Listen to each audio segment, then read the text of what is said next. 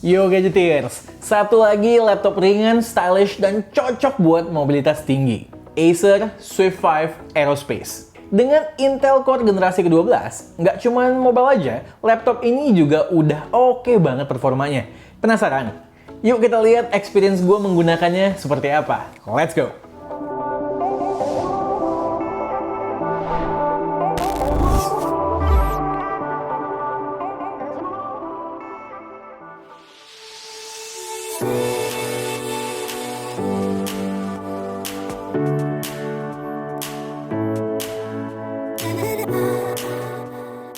Acer Swift 5 Aerospace ini punya desain yang menarik banget buat gue.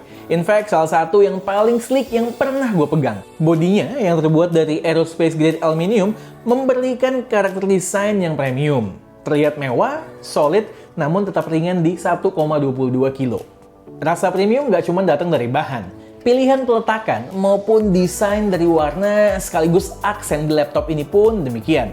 Berwarna hijau gelap yang tidak ngejreng sama sekali, jadi terlihat mewah ya, dipadukan dengan aksen gold di logo, sisi bodi dan layar. Bahkan hingga karakter di keyboardnya pun begitu, senada warnanya. Walaupun memang karena warna keyboard karakternya yang begitu, terkadang ngetik di kegelapan pun itu rada menyulitkan, walaupun dengan backlight nyala. Di sisi kiri maupun kanan ada beberapa ports yang cukup lengkap. Di kiri ada dua USB-C Thunderbolt, HDMI 2.1, dan USB-A 3.2 Gen 1. Di sebelah kanan ada jack 3,5 mm, USB-A yang sama, serta LED info dan Kensington lock. Terus di bagian bawah ada ventilasi udara serta dua speaker. Speakernya ini menurut gue rada tipis ya soundnya ya. Coba dengerin deh, ini sampelnya.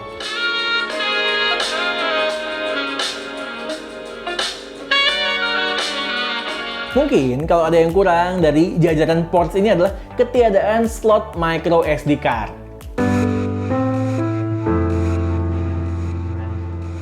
Begitu kita buka laptopnya, kita disambut dengan layar IPS LCD dengan resolusi WQXGA 2560x1600 dengan rasio 16:10 serta refresh rate 60 Hz. Dan ada satu hal yang membingungkan sih soal layar ya, dan cukup surprising.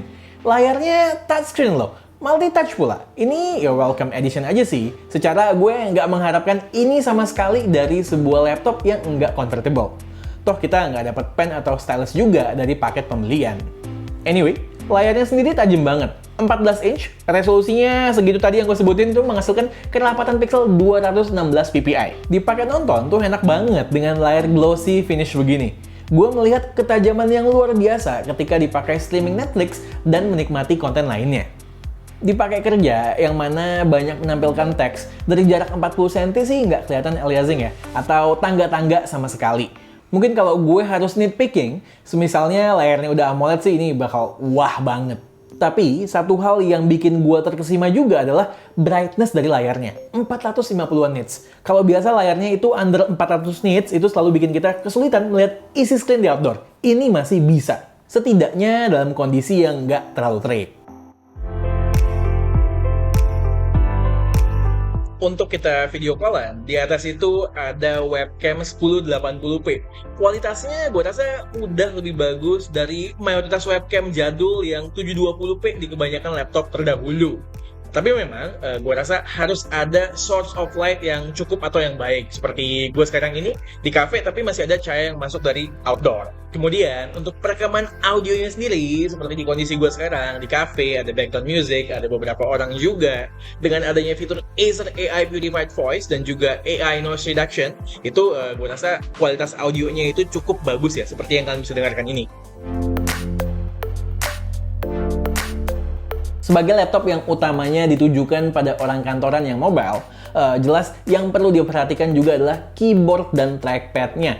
Good news-nya, ngetik di Swift 5 Aerospace ini enak banget. Jarak antara keys dan clickiness-nya itu pas buat gue. Touchpad-nya juga sama. Sensitivitas feedback ketika kita tekan, pas aja. Gue yang rada-rada sensitif ya sama trackpad yang berasa murahan, puas banget make ini. Satu hal yang patut di point out adalah finishing di trackpad yang menurut gue balance. Nggak terlalu smooth sehingga licin banget dan bikin sering leset. Namun nggak terlalu keset sehingga jari kita masih luas. Cuma nih ya, yang mesti dibiasakan adalah areanya yang lumayan kecil. Laptop bisnis yang mobile kayak begini, dimana pasti banyak yang bakal make buat menghasilkan uang, cuan, janganlah menyepelekan performa. Laptop ini diperkuat oleh prosesor Intel Core generasi ke-12. Unit review kami yang i5 1240p. Pastinya kalau ingin digunakan untuk mengerjakan yang lebih resource heavy, bisa ambil yang i7 1260p. Dipadukan dengan RAM 16GB LPDDR5, gue nggak merasakan ada penurunan performa yang signifikan ketika dipakai di ruangan AC maupun non-AC, which sering banget gue lakuin kayak kerja di semi-outdoor gitu. Ini ada andil dari prosesornya yang termasuk kenceng dan adem, serta sistem pendingin yang advance dari Acer. Di kondisi real life kayak begini, di cafe yang nggak terlalu dingin suhu ruangannya, bagian palm rest berada di suhu sekitar 37 derajat Celcius. Sementara area keyboard di 38 sampai dengan 39 Celcius ketika melakukan benchmark 3D Mark. Oh ya, ada 3 mode performa ya, yang sejatinya mengatur seberapa kencang fan-nya berjalan. Shortcut-nya tinggal pencet Fn plus F. Buat yang anaknya benchmark banget ya, ini udah kami lakukan dan jalankan beberapa benchmark, monggo dilihat hasil-hasilnya.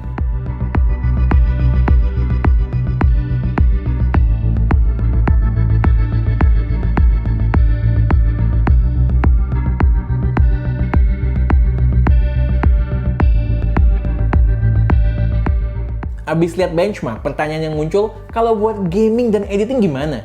Ya nggak usah lah dipakai buat ngegame, realistis aja. i5 Intel Iris Xe, gue sih cuma pakai buat main FM aja. Itu pun settingan grafis low semua.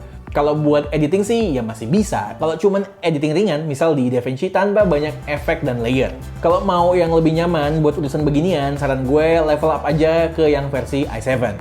Test convert video 4K 21:9 dengan durasi 17 menit ke 1080p menggunakan handbrake butuh waktu sekitar 14 menit. Baterai jelas hal yang harus diperhatikan di laptop segmen ini. Untungnya experience gue selama periode review ini cukup positif. Kombinasi prosesor yang cukup hemat daya serta baterai 56Wh-nya menghasilkan daya tahan baterai yang oke. Ketika dipakai dalam mode performa yang terendah, dengan power efficiency mode juga pada settingan Windows, brightness-nya di set ke 50%, dalam sekali charge laptop ini bisa bertahan up to 9 jam, itu SOT-nya. Penggunaan gua mayoritas bikin script pakai Google Docs secara online, kemudian browsing, serta nonton bola via streaming. Piala Dunia, ya kan? Perlu dicatat itu usage secara keseluruhan ya, cuman dihitung dalam keadaan screen menyala. Terakhir, Acer Swift 5 Aerospace udah dilengkapi dengan Windows 11 Home terbaru dengan pre-installed Microsoft Office Home and Student 2021.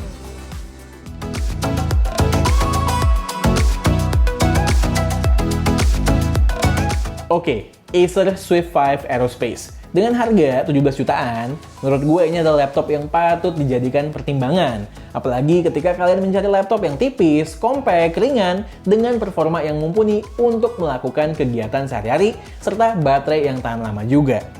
Laptop ini bisa memberikan balance yang tepat. Untuk semua itu dibalut dengan desain yang jelas nggak akan malu-maluin dipakai dalam lingkungan profesional. Oke, sekian aja video dari gue kali ini. Gue Satish and this is K2G. Tunggu racun-racun kami yang berikutnya. Bye guys!